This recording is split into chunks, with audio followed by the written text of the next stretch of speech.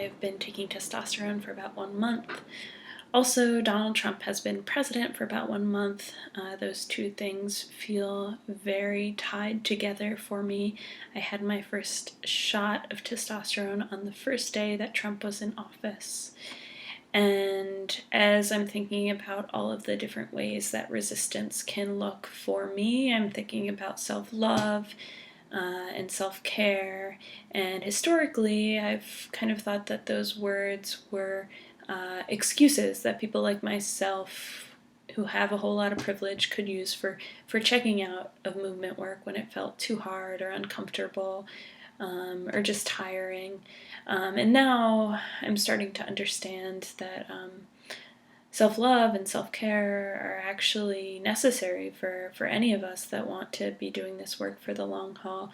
One, just because we need to sustain ourselves in order to sustain our work, but on a deeper level, I think if we're not focused at all on fighting the oppression that we face personally, and we are only focused on fighting the oppression of other marginalized people, then we're not going to be able to see how our struggles are tied together.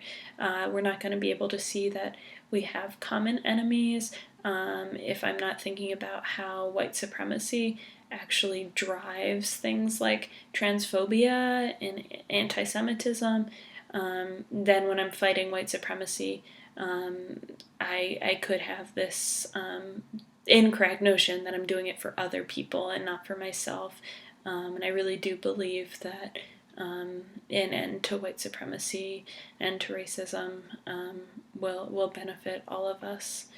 And so that's a long way to say that taking testosterone is a tool for me personally to fight for my own liberation, and to more fully participate in the struggle for liberation for all people. And it's been really complicated. I have pretty much alternated each day.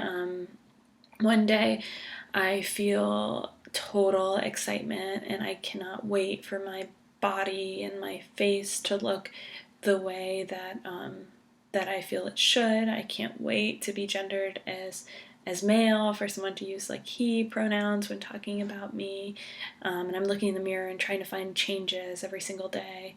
So that's one day, and then the next day I am totally terrified. I'm like, what am I doing to myself? One, this is like really weird and unnatural, and that part's like the internalized transphobia. And two, I am knowingly making myself so much more unsafe with every single shot that I take. I am living in a political climate where it actually does feel scary to me to be trans, which hasn't always been true for me as a white middle-class person living in Portland. And yet now is the time that I am injecting this drug into my body that will allow other people to know that I'm trans, that my body's not normative. So yeah, that's been really interesting to constantly be shifting between like extreme fear and total excitement. And I guess that's where I was before I started T2, and I thought maybe if I just say fuck it and take it, I'll know like whether it's the right decision for me. Still don't know, but right now I think it's a good idea. Let's see. Things that have changed. Mainly I just smell bad. That was like the first week I noticed that I smelled worse.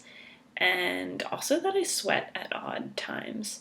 A physical change, a change in my appearance, is that my face has gotten fuller. Like my fat has come down here. I don't know. It doesn't particularly seem more masculine to me, but it's a change, so something's happening. I don't know that much else has changed. Yeah. Anyway, that's where I'm at 1 month in, thinking about fighting white supremacy and also thinking about how badly I smell.